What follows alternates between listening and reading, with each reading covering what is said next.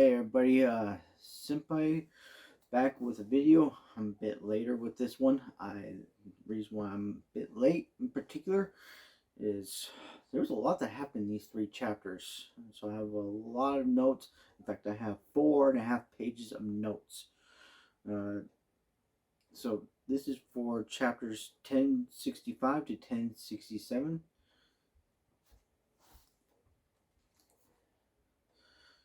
So, and well, I was just okay. First of all, I was surprised to see like how much information happened in these few chapters.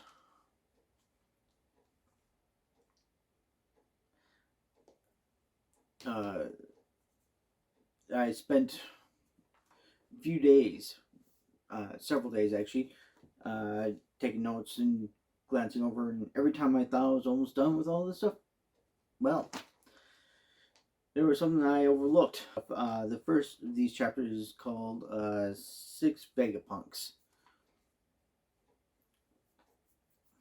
And as I've mentioned already, I have a lot of notes, so I'll be sorry about how much I'll be referring to my notes here.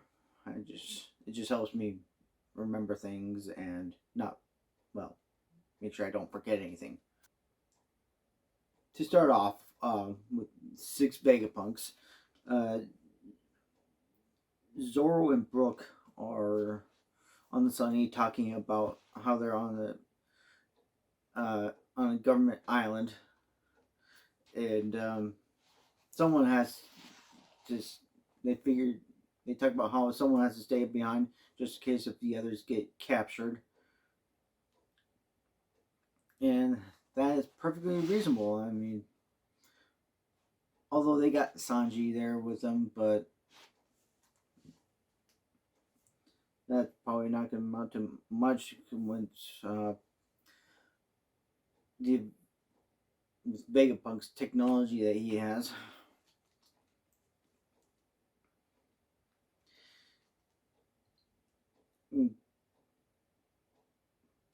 And he was Caribou kind of puts in his little thing saying that he agreed. They all agreed that he go with him to get off of Wano and go and be dropped off at any island, but he didn't want to be dropped off at this island. But Zoro just dismisses him and he says, he thanks him for helping Luffy back at Wano, and tells him to get off the ship. And well, of course, Caribou doesn't take this very well, and he just says they'll pay for that. And honestly, I didn't even know really that Caribou was on the ship. I guess I must have not noticed that.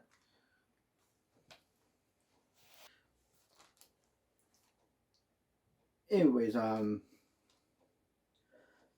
Straw Hats are amazed. Sanji's group, just to specify, because there's three groups. There's Zoro and Brooke on Sunny. Then there's Sanji, Nami, Robin, Frankie, and Usopp, who are with Lilith. And then on the ground below, there's Luffy, Jinbei, Chopper, and they're with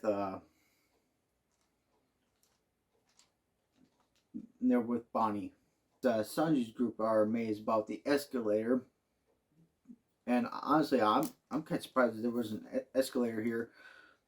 But I mean, I guess it shouldn't be because this is the island of the future, so they have all this tech. And Frankie asks what powers it, and Lilith says that they use fire. And let's see here.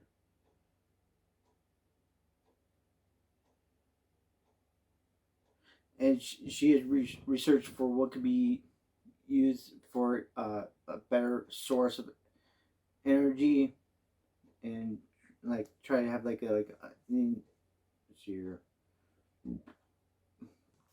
try to create like an undying flame, and they could create like their own sun. My mind was that they would probably be using since she talks about power of the sun. I was just like thinking that would probably be nuclear fusion.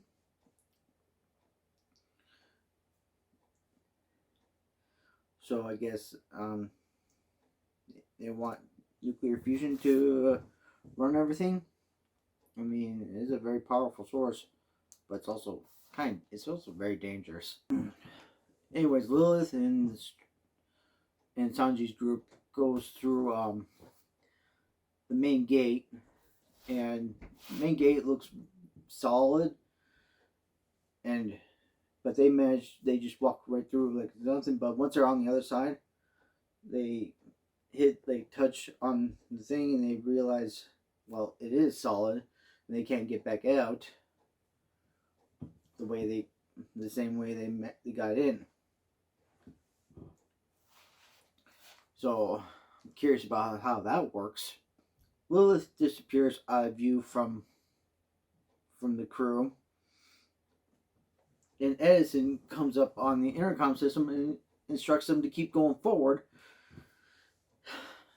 And this is where they encounter a seraphim of Jinbei.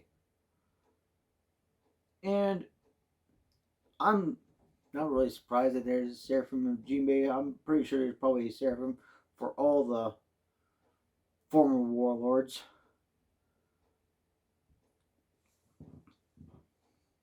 So we've seen 3 so far. So there's just like at least 4 that need to be shown still.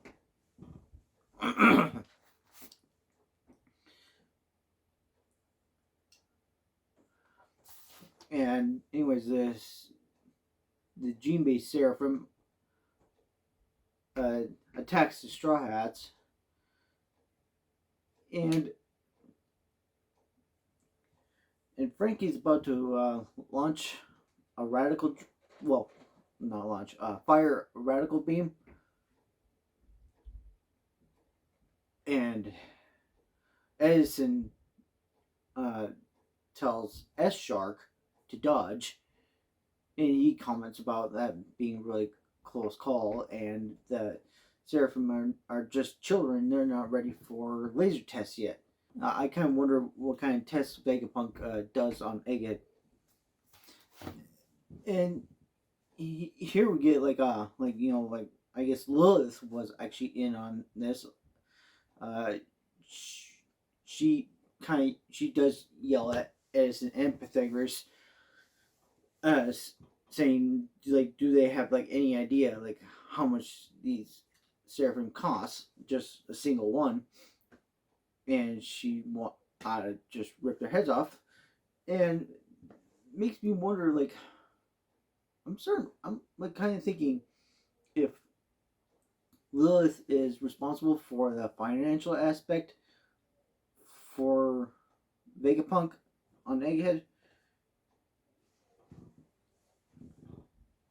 because I mean she's like the only one that actually brings up the costs.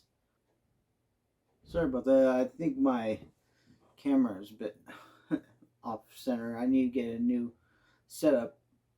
Hey, cat. Not sure.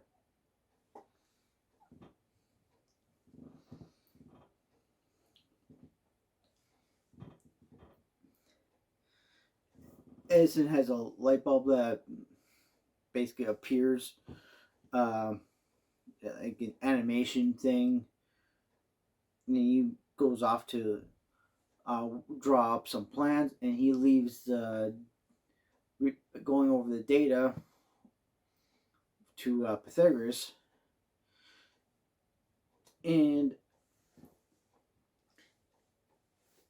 Edison gets hungry, but he says he can't like that he has like the ideas just keep flowing into his head. Come on.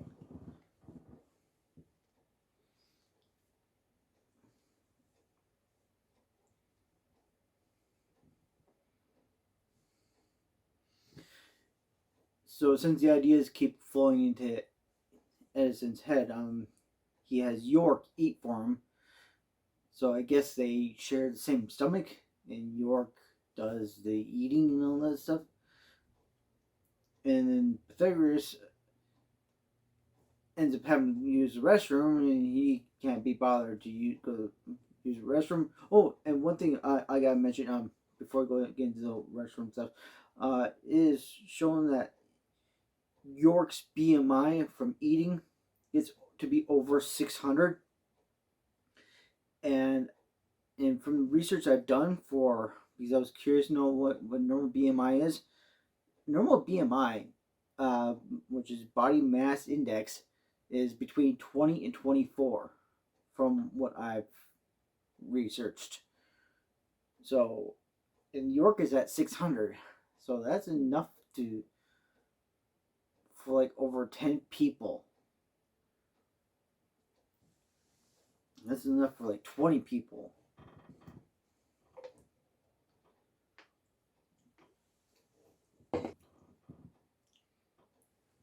And so, anyways, York used the restroom in place of Pythagoras, and that's one thing. Pythagoras gets pretty antsy and says he can't be bothered, and he basically jumps up and down, and I guess that head is just basically a little body, and like the other body that we see, I guess it's just like a control thing, a thing that he controls, so he could, I guess, be taller. That was kind of interesting, and so it's actually then after York uses the restroom, she goes to sleep, and shown that she has completed her fourth EPS cycle of the day, which EPS is like eat, pee slash poop, I guess, and then sleep. And Shaka enters the room and stops the fight between Sanji's group and the Gene Bay Seraphim, which is S Shark, and asks Lilith and that group if they're satisfied with the data that they have. And Lilith and Pythagoras are irritated and disappointed. Like Lilith is disappointed. I mean, irritated, and Pythagoras is disappointed because they can't get any more data. And Lilith is actually commenting like that was like the best part. So it makes me wonder like how much of these experiments she gets into, and I guess she doesn't really get to see this kind of stuff very often. So I guess I could see why she would be so irritated, because this would be like a rare thing.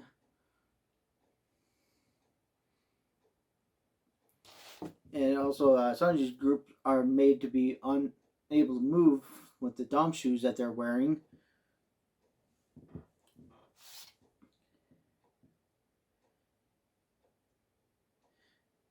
And he tells them that the future island Egghead is.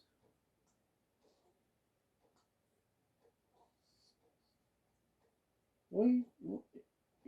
You okay?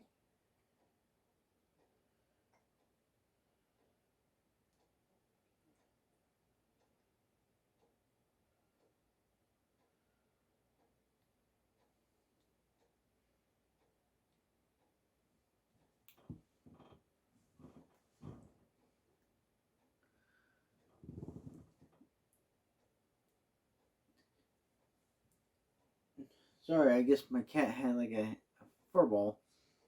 You okay?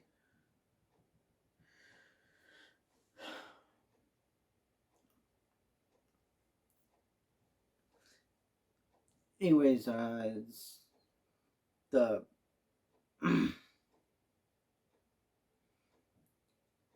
Shaka tells them the future island Egghead is not the future at all. It's actually that there was a kingdom in the past that was just advanced as this, and they are actually in the past. And right at the end, we see Luffy's group come across a giant robot. The next chapter is titled "The Will of Ohara," and well, this is a very Robin centric chapter. And you know what? It's been a while since we had a Robin centric chapter. I mean, there was the whole thing with Black Maria, but we haven't really had a whole lot of Robin focus. So this is nice to see. And I was particularly, you know, when we were meeting Vegapunk, I only expected to learn about devil fruits. I did not expect to learn stuff about going back to Ohara. So this was a surprise to me.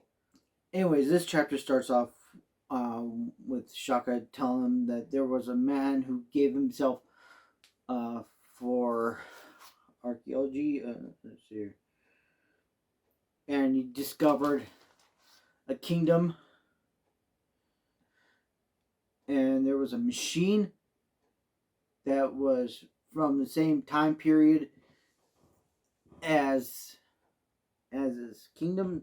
And Robin asks if it was from the Void Century, and Shaka just responds like, "How much did she know?" Anyways, Shaka continues that the Void Century was a battle between not a battle, it was a war between an advanced civilization and 20 kingdoms.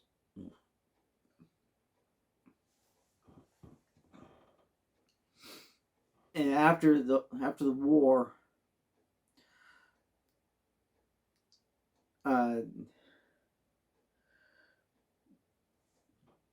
all traces of the kingdom was erased, and and the 20 kingdoms created the world government that is known today. And they also it said he says that they erased the all traces of this kingdom to prevent their ideals being passed on.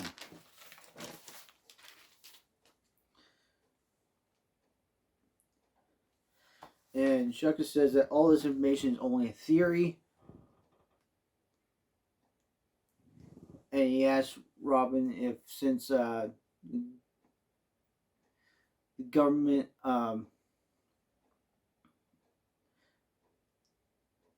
annihilated Ohara over this theory, if they admitted that it's basically true, just from the act of destroying Ohara.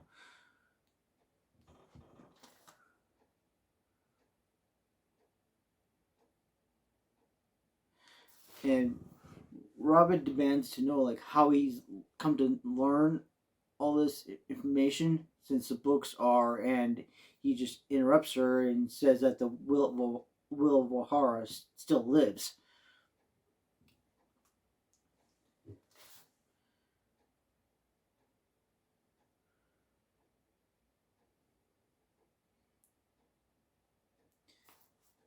And now I'm just going to refer to my notes specifically for this part because I don't want to mess up anything here. Oh, wait a minute. Shaka says that he knew Clover in life and that he was arrested 10 times as an adventurer who obsessed over the Void Century, and other scholars were drawn to him, and Ohara became a sacred land for archaeology. Shaka says that he, as the original Vegapunk, visited Ohara several months after the Buster Call incident happened to pay his respects. And when he got there, he was stunned to see the lake was full of books, and he knew that the government soldiers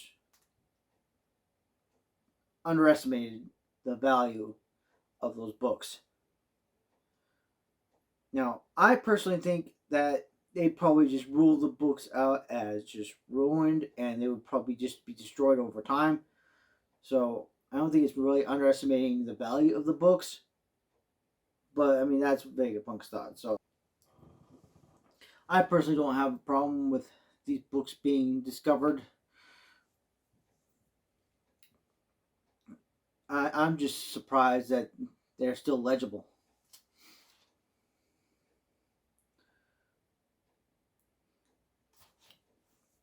And Robin actually reflects back to the day of the Buster Call when that happened, and she begins to cry, and Sanji and the others are upset over with Vegapunk for this. But Robin confirms that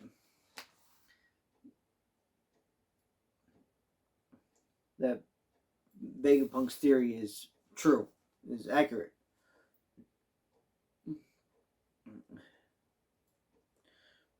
And she asks where the books are now. And well, before we learn where the books are, Shaka does say that the day that he visited Ohara, he encountered quite the combination of people that day. And so now we cut back to 22 years in the past, which is in several months after the Buster Call. This is right when Vegapunk is actually visiting the ruined land. And and he sees giants pulling up books out of the lake, and two of these giants are Hyruding, and I think Gerd is her name. I don't remember who the other giant is. There was like I saw videos, someone talked about who these giants were. But I do remember Hyruding and Gerd there. I think it was Gerd.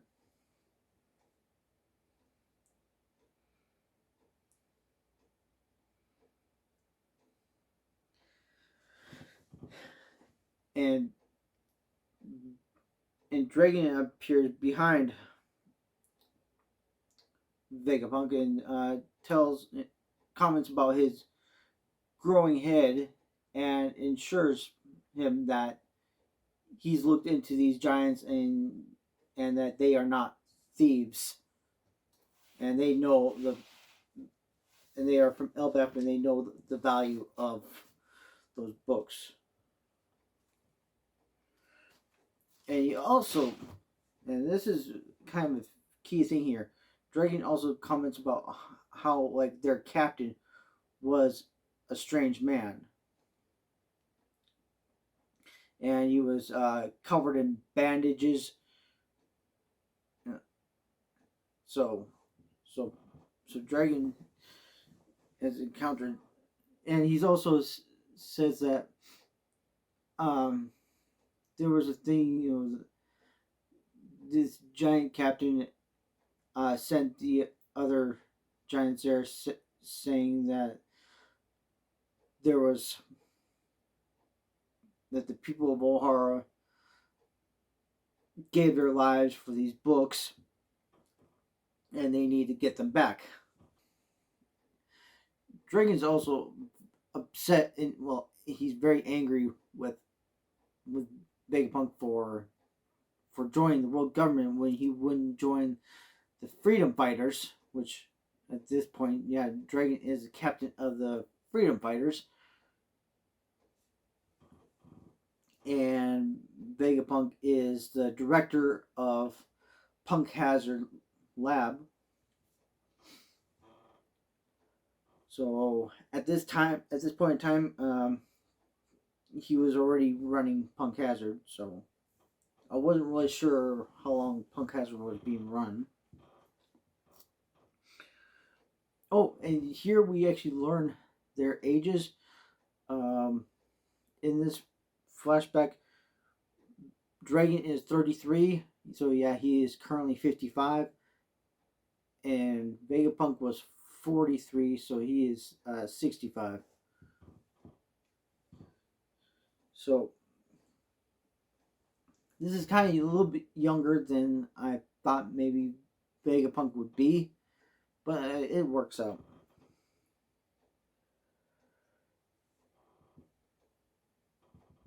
And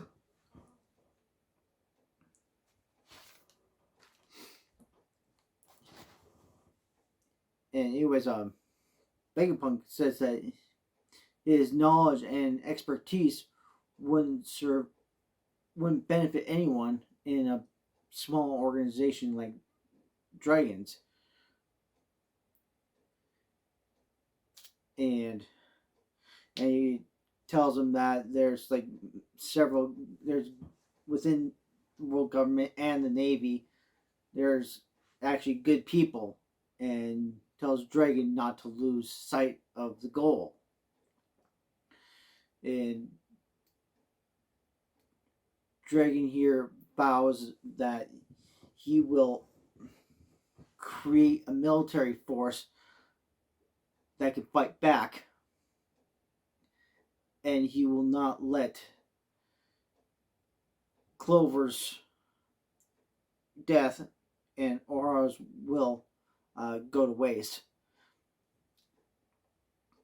And by the end of that year,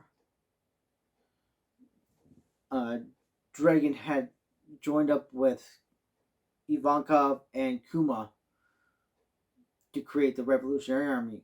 So it was Ohara's destruction that created the Revolutionary Army. So, world government basically just created their own worst enemy. They should have gone after the freedom fighters that day. And not Ohara.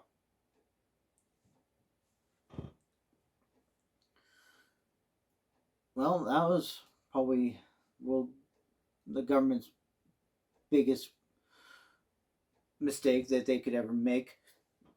Anyways, all this information surprises the Straw Hats for different levels. Like Nami's surprised about Dragon. Usopp is surprised about like the mention of Elbaf. Well, he's more curious. And uh, and Sanji is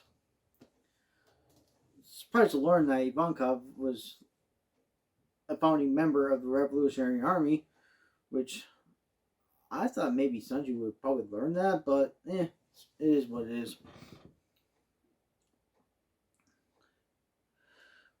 And Robin asks if the giant captain's name was Saul, and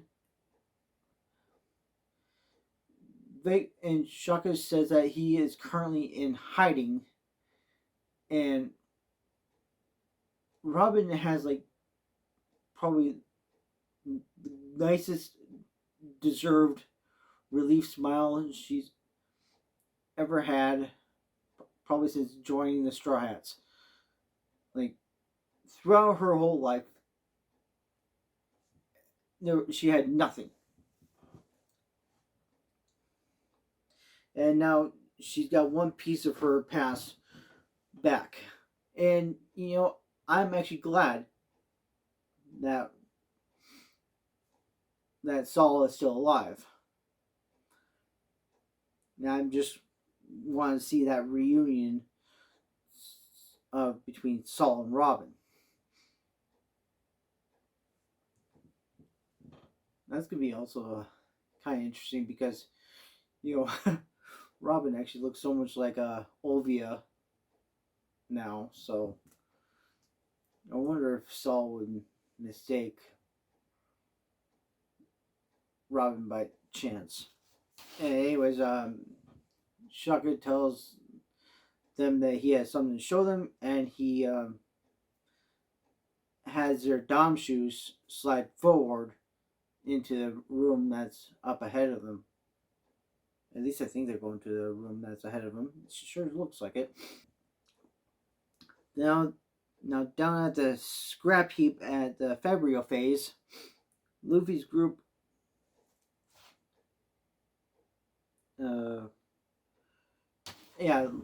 Luffy's group tried to activate the robot, and Luffy calls it Robonosuke. So I guess the whole thing with being around about Momonosuke is everything is Nosuke. So it's just kind of funny how he just says, "Go Robonosuke!"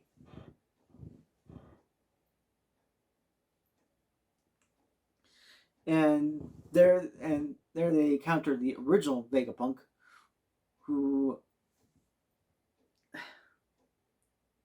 Oh, by the way, I don't think I mentioned this, but in that flashback, Vegapunk had a very huge head, and like not many. There was one person of the Navy who has said that his head grows the sadder he becomes. So that is interesting, but Vegapunk's head works a little bit differently. It doesn't work from being sad. It's different. So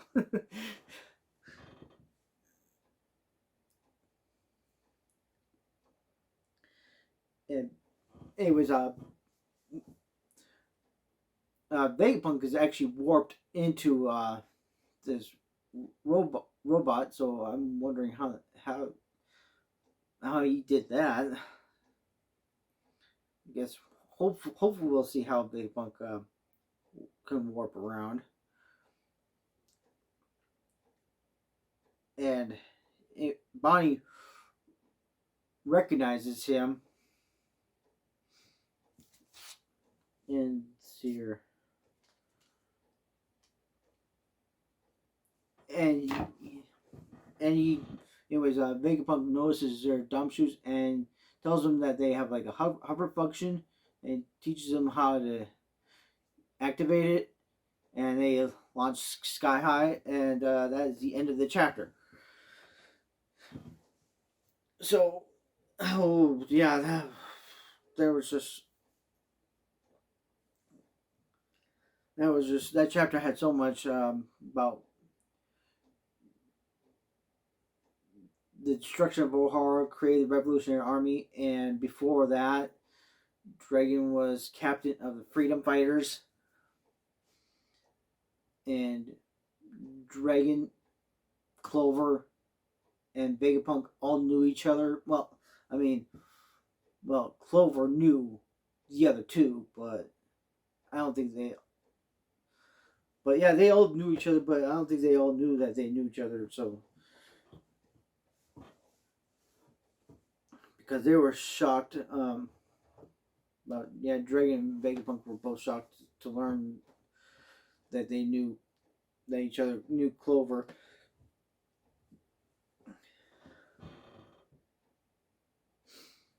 And so, and with that chapter, I'm starting to think, is Elbaf next? I mean, there's just so much stuff about Elbaf in this chapter, so Elbaf has got to be next. I mean, that's where the books are. Oh yeah, that's one thing that I forgot to mention. Shaka says that he has secretly visited um, Elbaf and has read all the books, and he has memorized all the contents. So yeah, I did glance over that.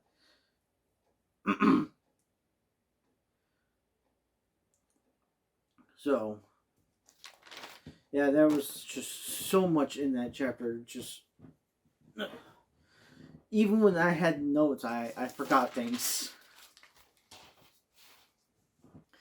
The third chapter of this is titled Punk Records.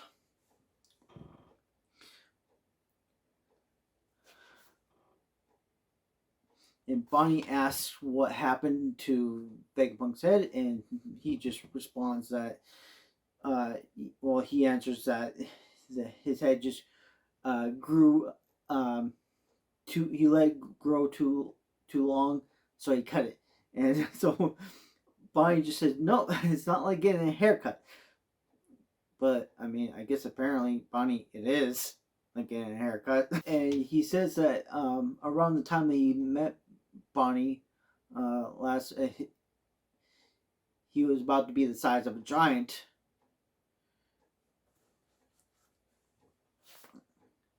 Oh yeah, and I guess his Vegapunk's brain was kind of like a light bulb, which kind of goes with his design of being modeled after like Thomas Edison and Einstein, I guess. I think he was based off both of those. I can't remember. It was definitely one or the other or both.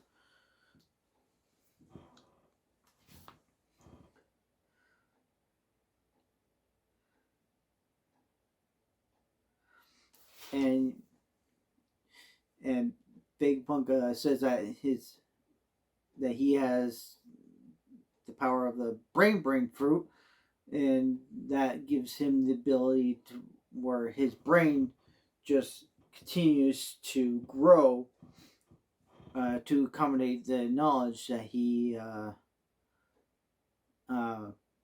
attains.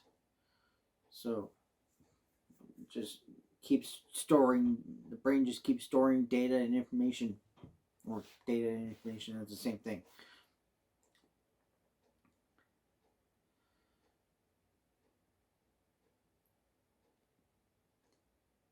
And Chopper asks if he's even also good at with medicine, and to which he responds to, of course.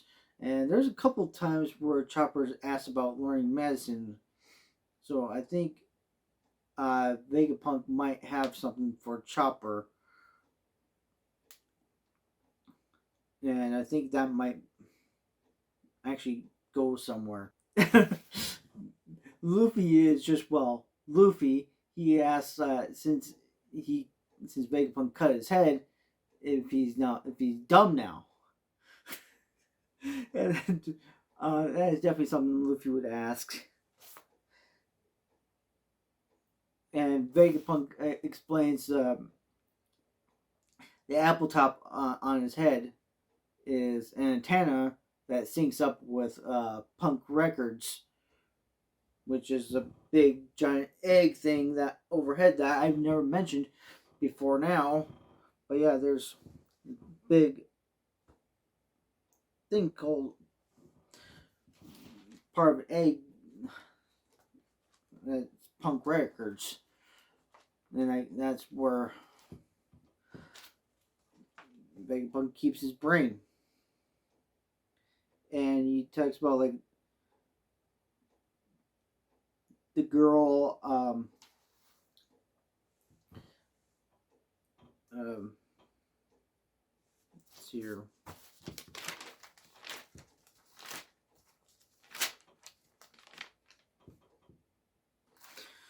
Girl Atlas, which I made that mistake. I thought maybe Atlas was not a girl, but I guess she is. So there we go.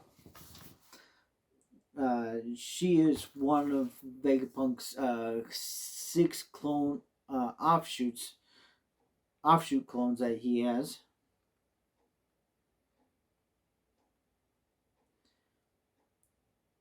and and they all and they each contain a complete copy of his personality. And I don't know if it's his entire personality as a whole, or if it's just one part of his personality. Like good aspect, evil aspect, and all that. So,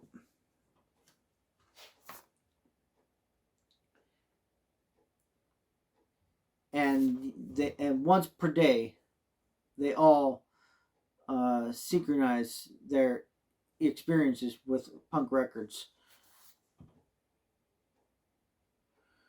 And he continues that he would like for everyone to access and contribute to create a sea of knowledge. And he basically, Vegapunk, I guess, is trying to create the internet, I suppose. Because he's talking about letting people access this. I don't know how that's going to work, though. And Bami takes a beam saber against Vegapunk, and he tells her, he tries to plead with her to turn it off, because that beam saber is a failure, and the light will attract a cloud of insects. And well, Bonnie doesn't listen, and a cloud of insects does come over, and she notices the cloud, and she panics and swings at them and passes out. So that is just, yeah, Bonnie just doesn't like bugs.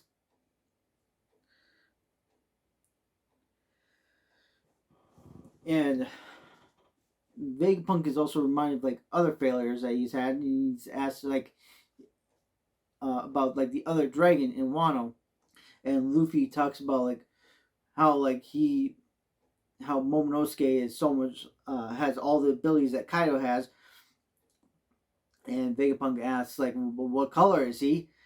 And Luffy just responds, well, pink. And this is where like Vegapunk is just is in shame, and just slams his head into the ground, and talks about say like it's like calling like the whole thing a failure because just because it's pink. So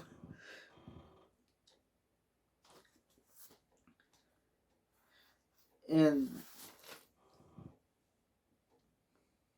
well, anyways, then Vegapunk and Shaka tell the two groups of Straw Hats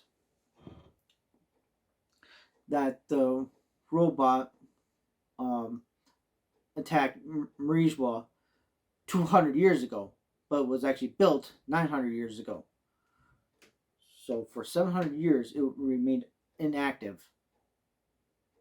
And so I wonder, like, how it could become active so suddenly. And I guess that would be explained later. But 200 years ago, that was about the same time that fisherman discrimination became an issue. Vegapunk says that he has something that he will like. He wants to give to Bonnie, and I'm thinking maybe it would be Kuma's like personality thing or his life, and then also asks Luffy to take him off Egghead,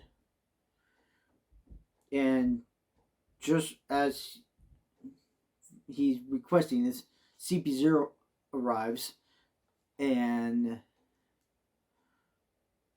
calls out and says they claim to be after Bonnie, which I guess they have intel that Bonnie was over there.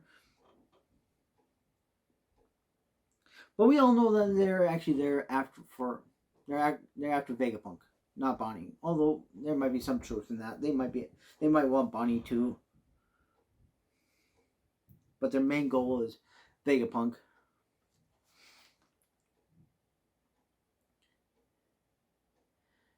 And Shaka tells the satellites, tells CP0 to drop off their Seraphim and leave, and also instructs them to prepare for battle to fight back. And then at the same time of this, at the Kamabaka Kingdom, Kuma starts acting up, and he starts running. So I'm just kind of confused about this. Like, I wonder if Vegapunk switched something in Kuma.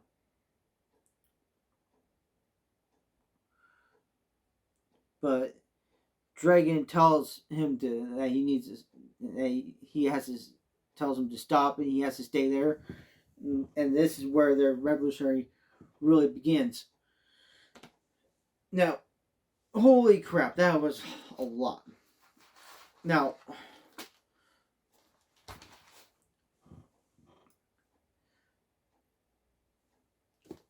the Revolutionary War of One Piece is going to begin within the next few chapters, and we're probably done with Egghead in probably about a month, I would guess. In 2 months at the most. I really don't think we're going to be on Egghead much longer. And I think we might be going straight to Elbaf. Although I don't know how we're going to get straight to Elbaf. I don't know if they're... Well, I mean, it's possible they could probably have an eternal pose. And I guess that's where we're going to be learning about the Ancient Kingdom and maybe other stuff about the Void Century. And that might be where the fourth road poneglyph is. And Oda did have a statement before that there was like one of three possibilities for where the road poneglyph would be. It would be Elbaf, Full Lead, and